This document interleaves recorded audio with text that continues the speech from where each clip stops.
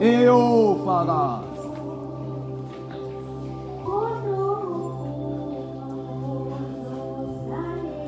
Bayabuza abantwana, babuza imibuzo. Bayabuza abantwana, babuza imibuzo. Bayabuza abantwana, babuza imibuzo. Bathi kungani kuleli gumbi eligcwele wonke lamagagu kulemvula engaka, kepha la ngaphandle ayikho ulokuphephethwe njalo umoya? Bathi kungani lesi sigqoko sakho simanzi kangaka libe lishisa kangaka ilanga? Bayabuza abantwana, babuza imibuzo. Babuza ukuthi kungabe hlobo luni lesilwane esimbi futhi esisabekayo uthando. Kuqala lo omncane uthi, njengoba kugeleza igazi la emehlweni ami aseze aqhuma, imina oyehambe etshena abantu ethi uyalibona uthando. Afakaze nalomdala athi, njengoba ngihleli kulesihlalo kunamhlanje sinamasondo, ngifelwe isingezasi sami sonke somzimba, imina owayethi uhleli kulo uthando. Bayabuza abantwana, yaseyathi impendulo, bantwana khona impi khona la lempi isemoyeni. Bathi abantwana lempi ngempela mewukuthi ilwisa thina, yishoni mewukuthi akusamele thina sithande noma sithande.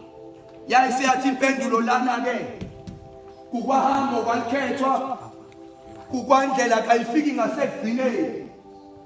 Ila sifike khona-ke sikhwethwa yilo esingayazi, sibizwa nangamaphimbo la ngasesangweni. Ukhona leli xhegu elidala lifishanyana uma ulibuka, esandleni salo liphethe amathathu amathusi, elibovu, elimhlophe naleli elimnyama. Ekhanda lalo kulokungena kuphuma izintuthwane, kanti kulokwehle izinyosi ezimnyama. Emakhaleni alo ukhalo lalo isikhumba senhlwathi, kanti olunye unyawo layo inqina lenyoni engajwayelekile, kanti olunye inselo yembuzi. Ilokhu ingqongqoze njalo phansi uma sekuzwakala amaphimbo. Siyaduduleka singena la ngaphakathi, kuthiwa-ke la isekhaya lemphefumulo edukile, ikhaya lemphefumulo eyaphelelwa ukuphila singakashayi isikhathi. Uma sifika kwelinye lamagumbi, kuthiwa lana yila befunga khona kakhulu ngothando. Egameni lothando kwalahleka izinto eziningi. Egameni lothando kwakhepha izimpondo zezinkomo ekwalotsholwa ngazo, kwachithela izinyongo ezibhayenza abanomzane, kuhlanganiswa abathile. Egameni lothando kwagahluka izimilo, abanye baphuma bashiya amakhaya bayabondla iziyongise. Egameni lothando kwagahluka izibeletho, abanye bakhinya abantwana besabancane, kwachithela ubisi ezindlini zangasese. Egameni lothando kwalahleka izinto eziningi, kwadonswa amadoda ngezintshebe. Egameni lothando amanye aphuthuzwa yonke ekade nayo imali, kanti egameni lothando kwabuzwa amakhanda emaceleni. Egameni lothando kwalahleka inkolo, kwalahleka amasiko. Egameni lothando kwalahleka into eziningi.